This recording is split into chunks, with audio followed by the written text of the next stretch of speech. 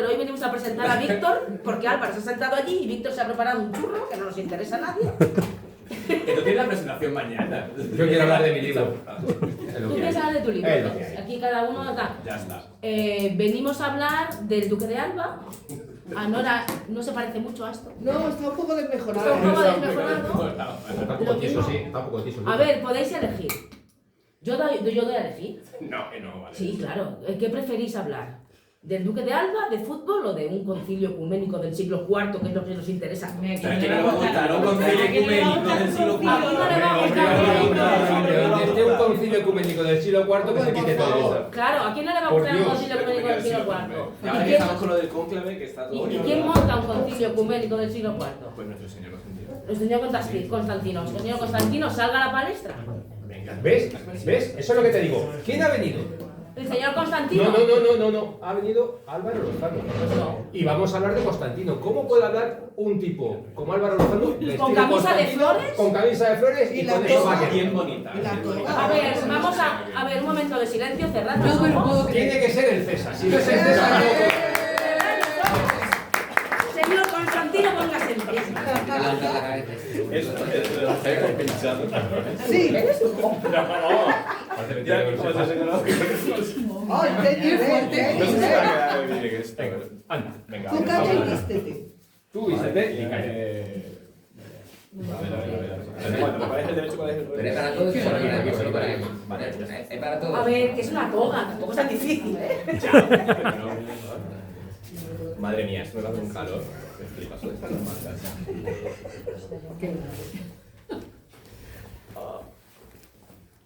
¡Ay, qué guapo Constantino! ¡Ay, Constantino! ¡Ay, ¡Oh!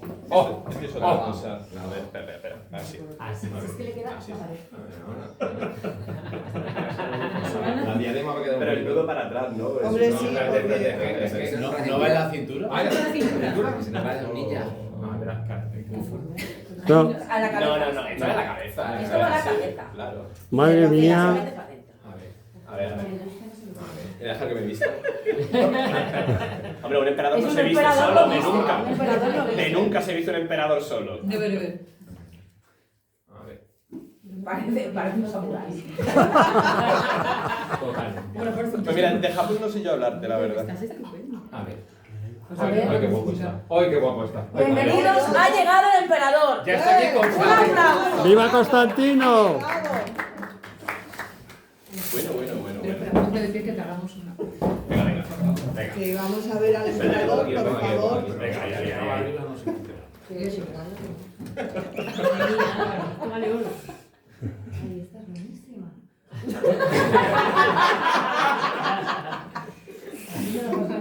Espérate que te siguen haciendo fotos. Sí. Que no nos interesan los concilios, nos interesas tú. En tu fotografía la siguiente. Ay, madre mía. Oye, pues te queda bien, ¿eh? Sí, Oye, queda muy bien, pintado, ¿eh? Está bien. Da el pego. ¿Ves? Al final le quedaba bien. Ya, y ya me voy, ¿ves? Tú ya. Yo ya he hecho lo que tenía que hacer. Ay, madre mía. Bueno, pues ahora sí, ya que tenemos aquí a Flavio Valerio Constantino con nosotros, por fin, ya no es Álvaro Lozano, sino que es el César, el emperador Constantino. Muchas gracias por aceptar la invitación, tanto por parte de Sintarima como de DASA, como de Álvaro Lozano, mejor dicho, Flavio Valerio Constantino, para esta presentación de La muerte de Constantino, lo que es mismo, cómo la palma este hombre, cómo cierra sesión, de qué manera cierra sesión, un libro en el que al final, evidentemente, cierra sesión, pero que tiene mucho que contar, y es la tercera novela que nos regala después de Irene de Atenas y de Olvido y Crueldad. Y esta novela, de la que tuve el inmenso placer de leer el manuscrito y que me encantó como si no hubiera un mañana, hay mucho de qué hablar. Pero lo primero que me gustaría preguntarte, lo primero que me gustaría que contaras a todos los que estamos aquí es ¿por qué esa fijación por Constantino? Porque cuando no es esto, es ese 1453 Constantinopla en forma de camiseta. Mañana es el aniversario. Efectivamente. Mañana llevo la camiseta. ¿Por qué esa fijación por Constantino? ¿Por qué esa fijación por Constantino? Yo siempre tengo fijación por las cosas de las que no se habla mucho. Entonces, si os fijáis, si los que leáis novela histórica y demás, para ser un personaje tan importante y con tantas cosas, prácticamente no se trataba nunca en ficción. Entonces es una cosa que me llama mucho la atención.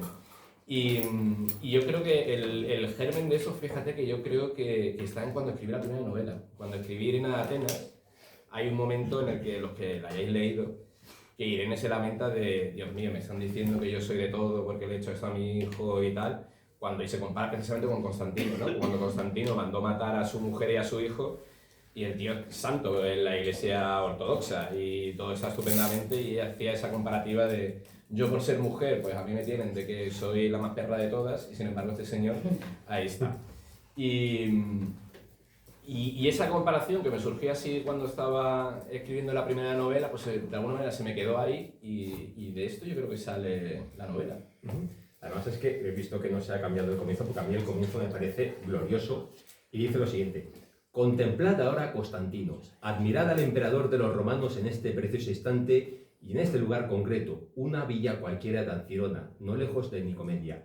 Contemplad ahora y no en el puente Milvio, ni en Nicea, ni en Constantinópolis. Desterrad de vuestra mente el coloso de Roma, el arco del triunfo, la estatua dorada en la que se transfigura en Efebo Apolo. Si no podéis evitarlo, maravillaos entonces con su funesta gloria. Pero no olvidéis, cuando leáis esta historia, que incluso él, grande entre los grandes, no fue más que un simple mortal como vosotros. Amén. ¿Cómo no lo vais a querer leer con ese principio? A mí el principio me parece... todavía se me los periodos como escape. A mí el principio me pareció glorioso. Sí, porque al final eso es lo que pasa, ¿no? Con los personajes tan grandes y demás, ¿no? Que es muy fácil escribir una novela hagiográfica o épica de todo esto, y yo creo que antes está en buscarle las aristas, ¿no? Y que al final, por muchas cosas importantes que haya hecho alguien, al final pues es un simple mortal, ¿no? Esa cosa que decían los triunfos con los emperadores romanos, que llevaban al esclavo detrás y le decía memento mori, ¿no? De recuerda que simplemente eres un mortal. Pues esto es igual, ¿no? De maravillaos de todas las cosas grandiosas que ha hecho Constantino, pero no olvidéis que sigue siendo un simple mortal. Pero realmente, ¿quién fue Constantino y por qué se le tiene tanto fervor entre ciertos sectores, sobre todo del cristianismo? ¿Quién fue y, sobre todo, cómo se le ha tratado a lo largo de la historia en la literatura? Pues Constantino es un personaje complicado, y yo creo que por eso no se ha escrito mucho sobre él, porque claro, todos tenemos en la cabeza un poco que es el que hace el primer emperador cristiano que se convirtió al cristianismo. No es el que lo hace oficial, pero sí que es el que posibilita eso, ¿no? De que luego todos nos hagamos cristianos. O sea, eso cambia el mundo para siempre. Pero es un personaje muy controvertido, porque Constantino realmente de fuentes oficiales sabemos muy poco sobre él. Lo que sabemos son fuentes inmediatamente posteriores de un bando o de otro, esto es como siempre. Tenemos las hagiografías, como la de Eusebio de Cesarea, que sale como personaje en el libro, pero luego tenemos también las fuentes de los paganos que quedaban, como Zósimo y otros por detrás, que lo ponen de asesino para arriba. Entonces, Constantino es una figura muy importante para el cristianismo y en la Iglesia Ortodoxa sigue siendo santo. De hecho, la semana pasada sé cómo era. ¿Constantino I? Sí, Constantino I junto con su madre. Era la onomástica la semana pasada en el rito ortodoxo, pero al mismo tiempo es un personaje incómodo. Es un personaje incómodo porque es un personaje ambicioso, es un personaje que manda a matar a mucha gente, que tiene sangre de su propia familia en las manos, teóricamente, eso ya lo veremos o no. Entonces, ¿cómo puedes elevar a los altares a alguien que al mismo tiempo pues, tiene todo ese lado tan oscuro? Yo creo que es un personaje demasiado espinoso y que por eso la gente no se ha metido en esta historia antes. Constantino es para que hubiera las mismas novelas que Julio César, y sin embargo no es así. A mí de lo que ya te lo dije, de lo que más me llamó la atención es, sobre todo, la linealidad a la hora de contar la historia, pero los saltos temporales que vas realizando, reflejando los distintos momentos importantes en la vida de Constantino y de qué manera todo eso concluye bueno, ya lo leeréis, en un final que me parece único. A ver, es que la historia de Constantino es súper larga, entonces si lo contamos Pero es curioso porque de la infancia y de la niñez, prácticamente hasta la juventud, de aquella manera, se conocen cosas de convivión y de qué cosas. Se conocen muy poquitas cosas, entonces, ¿hasta qué punto es importante eso? Bueno, yo creo que, por ejemplo, la relación con su madre, eso sí que estaba un poco en algún flashback o en algún momento en el que él rememora pues cómo se sentía, pues cuando él nace en Iliria, su padre es poco menos que un gobernador, se cambia de bando en una guerra civil, termina siendo César, a su madre la repudia, se tiene que casar con otra, eso está ahí, eso es lo importante. recrearme más en eso con todo lo que hay que contar, pues me parece que tampoco tiene sentido. Entonces yo para eso soy muy práctico en mis novelas.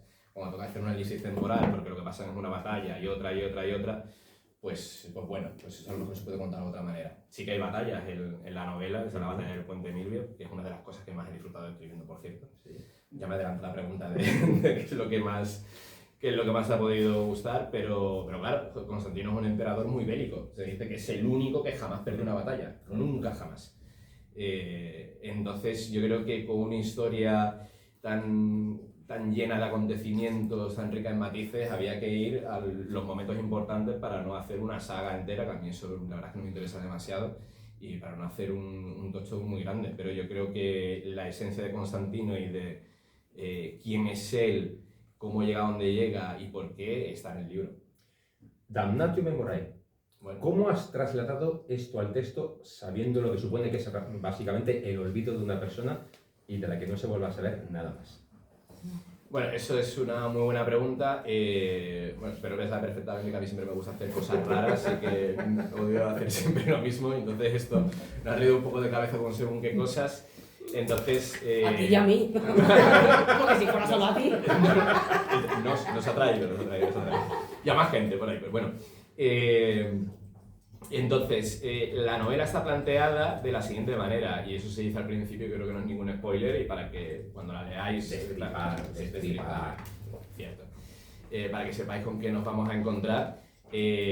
Cuando no se sabe muy bien por qué, pero yo en la novela voy a proponer una serie de cosas de por qué, manda a matar a su mujer Fausta y a su hijo Crispo, luego los condena a la damnatio memoriae, que es esa cosa que hacían con los emperadores terribles como Nerón y Calígula, y también hicieron con Domiciano, de borrar de todas las inscripciones su nombre y destruir pues todas las estatuas y todo esto, ¿no? Entonces la historia está contada de tal manera que esos dos personajes están obviados y cuando aparecen las líneas del texto están tachadas, que es exactamente lo que ellos hacían. Entonces, toda referencia que hay en la novela a Fausta y a Crispo están tachadas, se puede leer, lo vais a poder leer, que no es que esté así, para que os vayáis haciendo una idea de cuál es un poco la influencia, en qué momentos han sido importantes, pero aún así están borradas, hasta que al final pues descubriréis de qué va todo esto. Hay un aspecto que no podemos pasar de lado y es el concilio ecuménico del siglo IV. Aquel día, cuando sacaste aquella famosa publicación de cómo os vais a perder un concilio ecuménico del siglo IV, que la verdad es muy interesante, sobre todo lo cuentas de una manera cómo es la presentación de los obispos, cómo van llegando los obispos, qué representa cada uno de ellos, de qué manera los va recibiendo Constantino.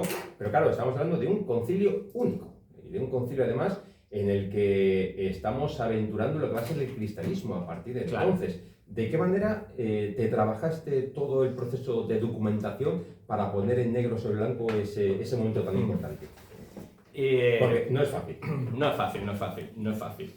El relato que hay más completo del concilio es el que hace Eusebio de Cesarea en la hagiografía que hace de Constantino, se llama la Vita Constantini.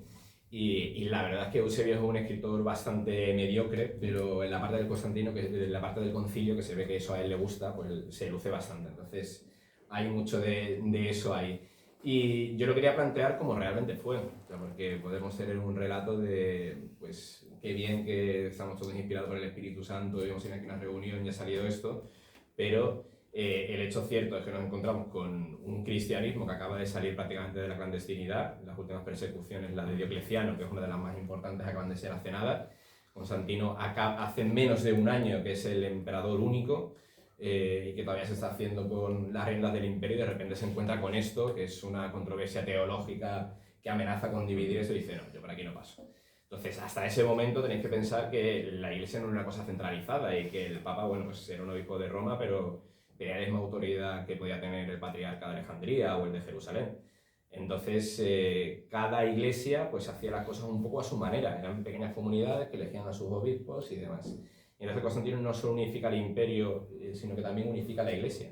Y la estructura de la iglesia tal y como la conocemos a día de hoy, pues sale de ahí, no solo la controversia teológica, que luego se tiene muchos coletazos y que tardará siglos en terminar de unificarse, hasta que luego se divida otra vez entre católicos y ortodoxos. Pero lo que es la estructura como hoy conocemos de la iglesia se dividía en diócesis. Ahora hablamos de la diócesis de Madrid y la diócesis de tal. Eso coge el nombre de la división del imperio que hace Constantino. Entonces, la iglesia, en su faceta política y jerárquica de poder, nace ahí, y eso es una idea de Constantino, básicamente. Todo a través del consejo auspiciado por Osio de Córdoba, que es un personaje muy importante de la novela y que es el muñidor de todo esto, por decirlo de alguna manera. Además es curioso porque estamos hablando de Constantino y de una persona de la que, si no conocemos su historia, pues podríamos aventurar que fue emperador durante un gran periodo de tiempo, pero realmente solamente lo fue durante 3 años, los últimos 3 años de vida, prácticamente como emperador único. Un poquito más, o sea, es desde el 325 al 337 que muere, o sea que emperador único son 12 años, pero él realmente es proclamado mucho antes. Lo que pasa es que tenemos un poquito todo el Cristo nunca mejor dicho, de la tetrarquía, que bueno, para ayudaros un poco a entender todo esto, pues en el libro hay pues un diagrama adicional para que no os perdáis de la cronología, pero hay un momento en el que cuando Constantino está peleando por el poder, en el que llega a haber 7 u 8 emperadores, entonces cada uno es una parte del imperio. Y es bastante difícil. Entonces, él es César primero, Augusto después, pues casi durante 30 años, pero es verdad que como único es menos tiempo, y aún así la impronta es de las más grandes de todos los emperadores romanos, sin lugar a dudas. ¿Cómo te lo has pasado a la hora de escribir esta novela? Pues me lo he pasado muy bien, también hay momentos en los que me he atascado un poco. Di la verdad, o sea, Sí. di la verdad. No, yo no tengo ningún problema. También hay momentos en los que me he atascado un poco, pero me lo he pasado muy bien, sobre todo escribiendo ciertas partes. De hecho, como dado así de pequeño de cotilleo, el capítulo del Concilio de Nicea es el primero que escribí realmente. O sea, cuando estaba haciendo una argumentación, digo, bueno, tengo que empezar a escribir, digo, ¿por dónde empiezo por el principio, tal? Y era como, buah, esto que acabo de leer, tal, eso tiene que ser, ya no me puedo esperar a ir linealmente a llegar a... Tienes que aprovechar esos momentos, ¿no? Pero me lo he pasado muy bien, sobre todo escribiendo eso, el capítulo de Puente Milvio también me lo pasé muy bien, y el final. El final es una de las cosas que más me ha gustado escribir. ¿Por qué hay que leer La muerte de Constantino? Pues muy buena pregunta, ¿no? Que eso lo hacemos siempre con todos los libros, y podría decir, bueno, pues simplemente por el personaje es más que una cosa suficiente para querer leer esto. Y ya, más allá de las bromas de aquí no le va a gustar un imperio romano o un concilio de Nicea o todo esto, también es de dónde venimos nosotros, ¿no? Que no se sabe más o menos el credo, se han enseñado, pues que esto, las mismas palabras que durante casi 2000 años la gente todavía sigue recitando en la iglesia, salen de aquí, ¿no? Esto es lo que nos conforma en parte como civilización. Si Constantino no se entiende el paso de Roma a lo que luego va a ser la Europa occidental, entonces solo por eso merece la pena, por la importancia de esto. Y luego aparte, pues es una novela que tiene todos los elementos que yo creo que tiene que tener una novela histórica para que resulte entretenida. O sea, tenemos venganzas, tenemos intrigas, tenemos sangre, tenemos batallas, y luego tenemos una cuestión teológica que es una de las grandes preguntas, que es ¿por qué se convierte Constantino al cristianismo? ¿Cuándo se convierte? Y dice si realmente se convierte, ¿no? Que es uno de los leitmotiv de la novela. Y eso que puede parecer una cosa como súper ardua y tal, yo creo que me ha quedado bastante bien, y que no es tedioso ni mucho menos, sino que lo vas a disfrutar, ¿no? De qué es lo que hace que una persona se convierta.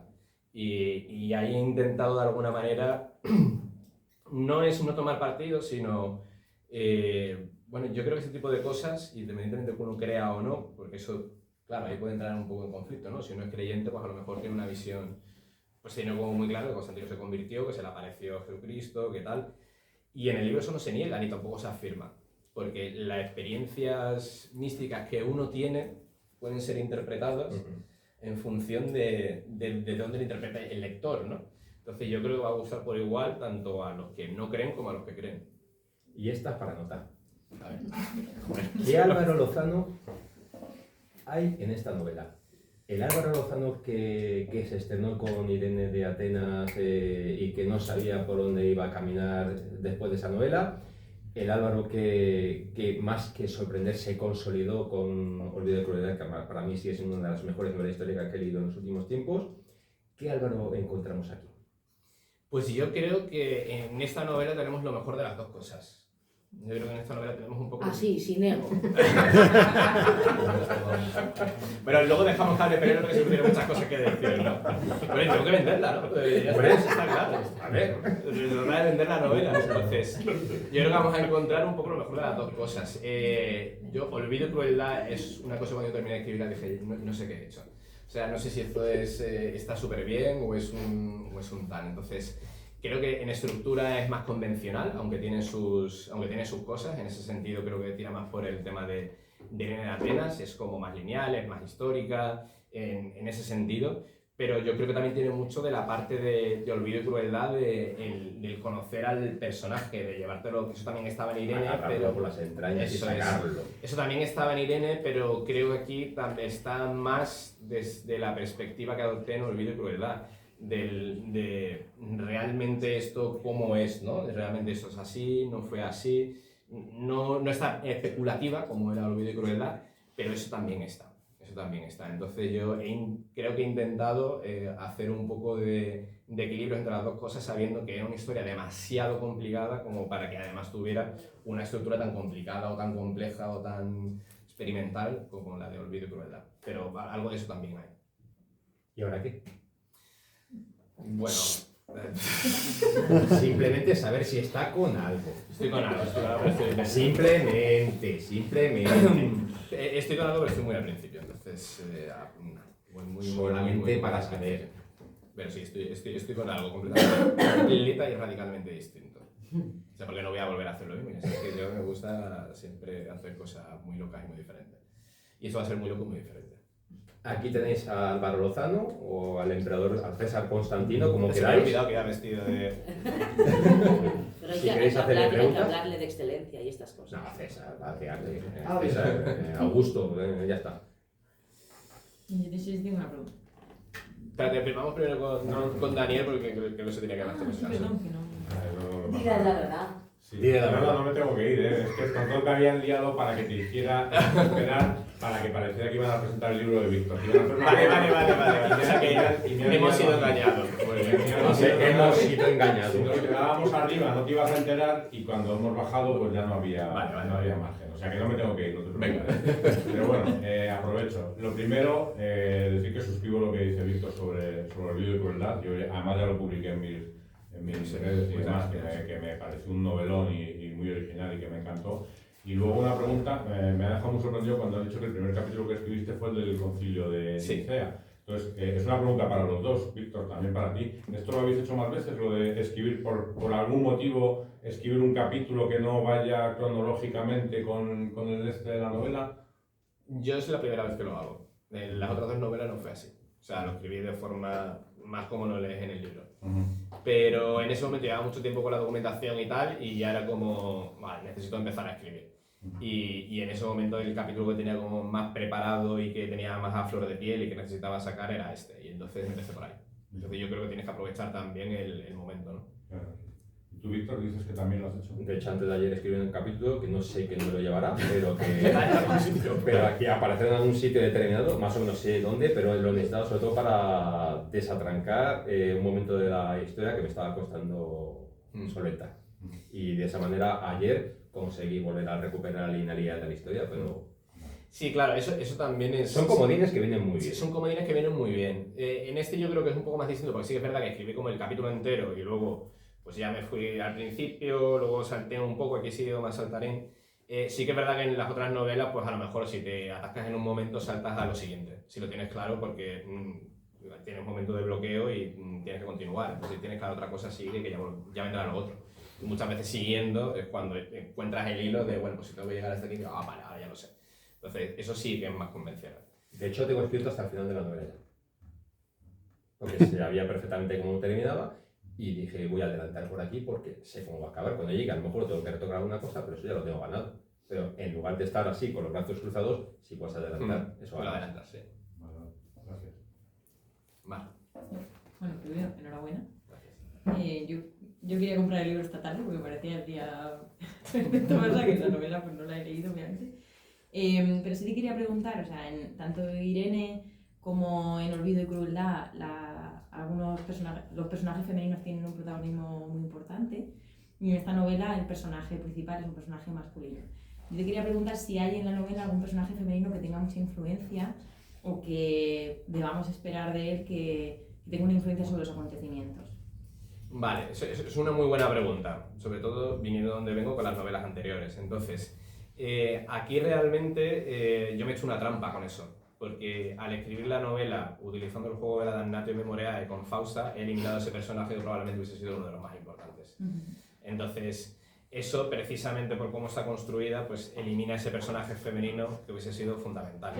Pero la omisión es deliberada. Entonces, la falta de ese personaje femenino forma parte de lo que la novela pretende decir.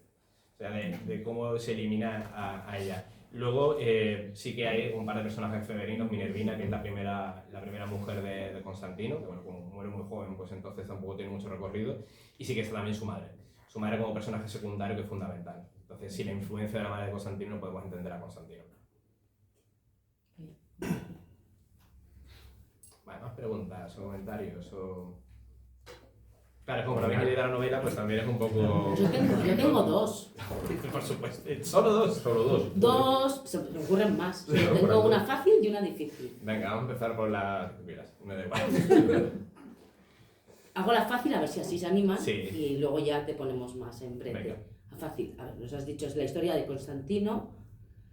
La documentación has estado muchísimo, lo has dicho tú mismo que te costaba y por eso saliste con... Vamos a ir todos, empezar por el concilio, iros directamente al capítulo y luego veréis lo bien que está todo lo demás. Pero ¿qué hay de novela? Es decir, todo esto es una historia que tú has creado en base a unas fuentes, o no, porque no hay tantas. ¿Y qué parte te has inventado? Prácticamente todo. Es verdad, prácticamente todo. Entonces, eso yo es una cosa que también busco cuando busco mis historias, ¿no? Entonces, en Irene de Atenas había poca cosa, por lo cual la historia era en gran parte inventada, o sea, era ficcionada. En Olvido y Crueldad el arte estaba en que una historia muy conocida, en darle la vuelta de cómo lo podías contar para hacer lo que te diera la gana, y aquí el personaje de Constantino te permite hacer eso, porque de Constantino sabemos muy pocas cosas. Y además las cosas que sabemos son contradictorias, entonces sabemos más o menos dónde estuvo. O sabemos que convocó el concilio de Nicea y tenemos algunos fragmentos de sus discursos. Pero realmente todo lo que es de intriga dentro, todo eso es ficción. ¿Cómo fue la batalla del Puente Milvio? Pues podría haber cogido, que lo he leído, de pues, los ensayos súper sesudos y los papers de pues aquí estaba la falange de no sé qué, aquí estaba la caballería, aquí estaba tal, y hacer unas maniobras. Pero bueno, tal y como está contada, que es de otra manera, pero un poco más poética, eso es ficcionado totalmente. O cómo llegan los diálogos, son todos, todo es ficción. Entonces, en esta novela, aunque está apoyada en hechos históricos, el 90 y pico % es ficción, es novela. No es un ensayo histórico, hay poco de ensayo histórico aquí. Y eso es lo guay del personaje también, que te permite hacer eso. ¿Qué te cuesta siempre más cuando estás con una novela? ¿Arrancar o terminar? Arrancar. Terminar no me cuesta tanto. Terminar no me cuesta tanto, pero una vez que ya llevas toda la historia, el final es como que te va viniendo. Arrancar para mí siempre es más difícil. No sé qué opinará Víctor con respecto a eso. Pero cuando las empiezas, ¿ya sabes, tienes claro el final que vas a tener o vas cambiando? Bueno, en esta sí, ¿no? La muerte de Constantino. Pero entiendo la pregunta, porque claro, en este tipo de novela e historia, cuando además te centras en personajes, pues al final la muerte de ese personaje suele ser el final, ¿no? Hay pocas veces en el que, a menos que esté escribiendo otra cosa, ¿no? Pero es verdad que mis novelas han estado centradas más en personajes, la segunda en varios, en este caso no, entonces no puedes determinar de otra manera que sea la muerte, pero es verdad que la muerte se puede contar de muchas maneras. Entonces, pues ese final ha ido cambiando en mi mente conforme he ido escribiendo la historia, porque eso es una de las cosas que más me gusta de escribir, que conforme vas escribiendo, la escritura te va llevando por un camino que a lo mejor no es el que tú tenías pensado en principio, y las cosas van encajando. Entonces, por eso yo el final, en este caso, no lo he tenido claro. Sí tenía claro cómo lo quería contar más o menos, eso ya veréis que es un poco peculiar, como el último capítulo, por decirlo de alguna manera, precisamente por eso, ¿no? Porque en el final pasan muchas cosas. Pasan muchas cosas porque no es solo la muerte de Constantino, es la muerte de Constantino y el contar la historia. Muchas cosas. Vale. Pero entonces sí tenía más o menos claro cómo quería contarlo y qué tenía que pasar ahí, pero evidentemente eso ha ido cambiando conforme he ido escribiendo. Venga, Marco. Javi me ha dado otra pregunta. Bueno, que me parece súper interesante. portavoz. Sí, portavoz. No, quería preguntarte, porque te va a parecer una tontería, pero bueno, hace nada Angélica me pidió que hiciera un cardioblock, que es un blog que nosotros escribimos. Y quería preguntarte qué relación tienes con la inteligencia artificial y si como escritor te contamina, si te contamina o porque te la encuentras, ¿no? Directamente. Tú cuando haces una búsqueda en Google de cualquier personaje, la primera que te aparece arriba, ¿no? Es qué ha dicho la IA de este personaje y luego ya todo lo demás. ¿Es una herramienta que la evitas? O... Me parece una pregunta buenísima, porque además, o sea, a día de hoy forma parte de nuestra vida de todos, ¿no? Entonces, ya cuando haces una búsqueda o haces cualquier cosa, está ahí. Yo la he utilizado poco, pero sí la he utilizado para cosas de, oye, mira, un dato que no termina de quedarte claro, no sé qué, esto, cuándo, no sé qué, y a mí, para mi gusto, a mí me ha ayudado entre poco y nada. Entonces, cuando la he testeado para algunas cosas, porque creo que todavía está como muy en bragas, entonces, claro, cuando le preguntas sobre una cosa que hay información contradictoria, y la he utilizado muchas veces también, no con intención de que me ayude, de voy a recurrir a ella para que me eche un cable, sino para probarla, ¿no? Y para testarla, de, vale, esto me ha costado un huevo, o he tenido que buscar como el dato de que esto me encaja, voy a ver qué dice esto. Y derrapa, que es una cosa loquísima. Entonces, yo creo que por lo menos a día de hoy, es verdad que yo tampoco utilizo mucho inteligencia artificial, hay gente que utiliza que sí Gemini, que sí el Perplexity, que sí ChatGPT, el único trasteo ha sido un poco ChatGPT y bueno, pues para darte listas de cosas o cosas así, pues muy bien, pero por lo menos para mí a día de hoy no me ha ayudado demasiado a la hora del tema de documentación, evidentemente para escribir no lo he utilizado, o sea, porque no... La he trasteado, pero me parece que lo que hace de escribir se nota a leguas que está tal.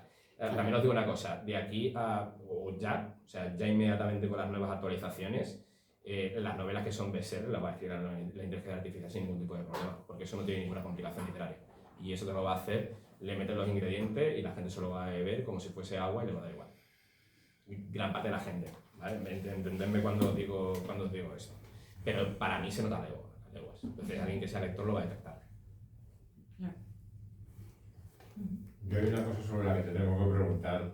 Me imagino. Que es evidentemente Britannia.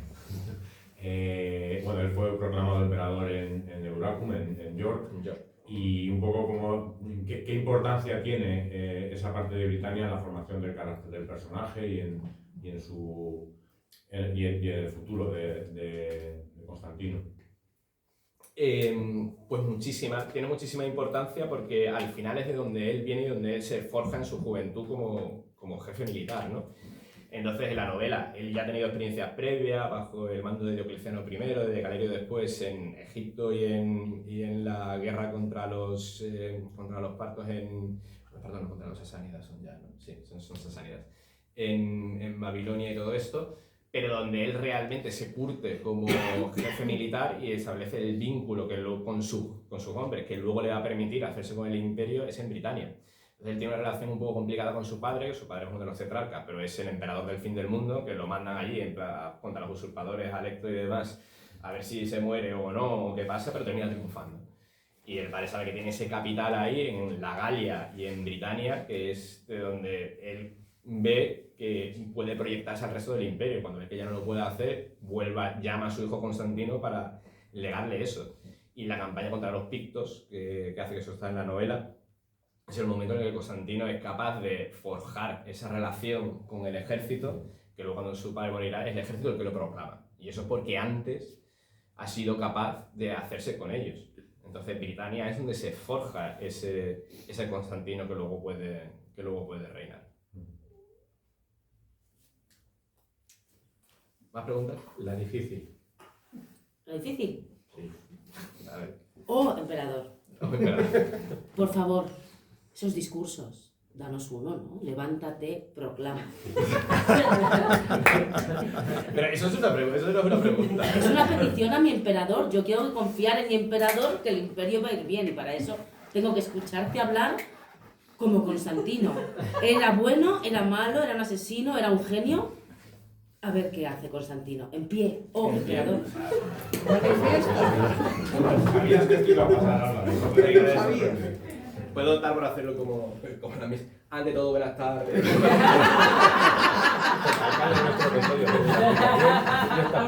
Estamos aquí en Constantinopla, que es una nueva. Hemos creado a todos nosotros. Es una ciudad bonita, llena de gente maravillosa. Vamos a construir un imperio.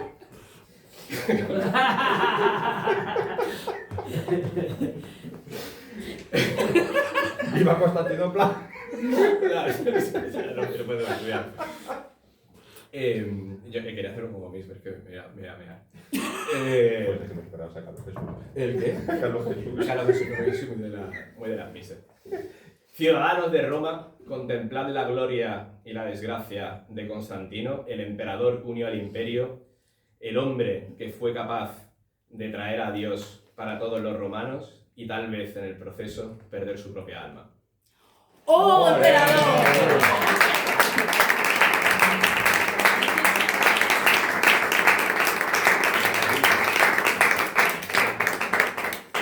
Sí, señor. Has pasado la prueba. Bien. Pero como Miss también estaba muy bien. Hombre, me he vestido un poco con la banda que podría ser Constantinopla. De Constantinopla 325. Puedes ir a la feria, ¿sí? Sí. Voy a pasar más calor que todas las cosas con esto. Se vas a pasar Sin nada igual. debajo. De debajo, claro. Claro, pues ir sin nada debajo ya. Unos Mira, pantaloncillos que no se llevaba nada. no se llevaba nada debajo. Sí, pero eran unos linos, unos algodones buenos, o sea, esto, una púrpura de tiro. Una cosa en condiciones, ¿no? Yo me plantearía Eso se le hacer llama una caseta. verano. Puede ser, me lo voy a guardar y ya veremos. Pero bueno, este sábado con los 35 grados que va a hacer, igual es un poquito complicado. Nada. No hay dolor. Pero bueno, ¿Alguien más? Venga, aprovecha la ocasión. luego preguntas. Están deseando, como eres ya famoso, que eres un emperador, Hombre, quieren claro. tu firma. Venga, yo. A ver. Yo he leído algún capítulo, he tenido la suerte y a mí me ha gustado mucho. Y es verdad que hay como mucha batalla, lo que has comentado. Todo esto, has dicho que hay poco escrito, que te has inventado mucho, pero también has hablado de que te has documentado, ¿no? ¿Qué fuentes has usado para documentarte? Muy buena pregunta. Digamos, del libro largo de haber leído entero, aparte de pues algún ensayo cortito sobre Constantino, un par de ellos que tampoco, entre ellos son contradictorios. La fuente clásica más extensa que hay es la Vita Constantini, que escribe Eusebio de Cesarea, que básicamente es una geografía, ¿no? Es pues un señor que le paga al emperador para que escriba su vida tocándole las palmas. Entonces de ahí te puedes fiar de poca cosa. Y luego yo esto siempre lo digo, que igual que nosotros utilizamos en medicina, leo muchos papers. O sea, hay muchos papers publicados por ahí de esto. De hecho, mi tesis de lo que pasa, y uno de los leitmotivs de la historia, con la mujer y con el hijo, yo lo encontré leyendo un paper del año 94 en el que un señor expone una teoría de por qué sí y por qué no, utilizando las otras fuentes, contraponiéndolas de lo que dice una a lo que dice la otra, y me parece que es súper descabellada, pero que tiene todo el sentido del mundo. Entonces, la documentación la hago un poco así. Y a raíz de lo que ha comentado ya también, ¿en qué idioma sueles leer? ¿Qué idiomas se te presentan delante? ¿A qué te enfrentas? ¿A nivel lingüístico? Leo en español y en inglés.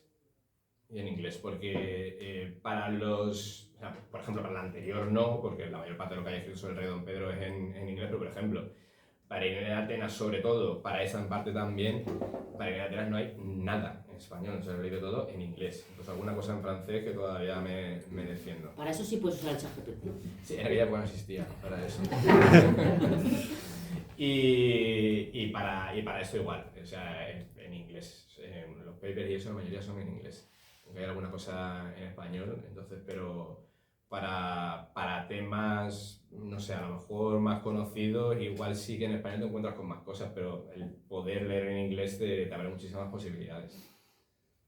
Y unos rudimentos también de latín, ¿no? Pero de griego con alguna cosa más o menos intento.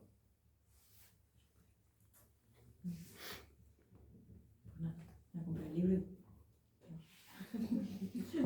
Bueno, pues si no hay más preguntas. Bueno, damos un aplauso a A Constantino.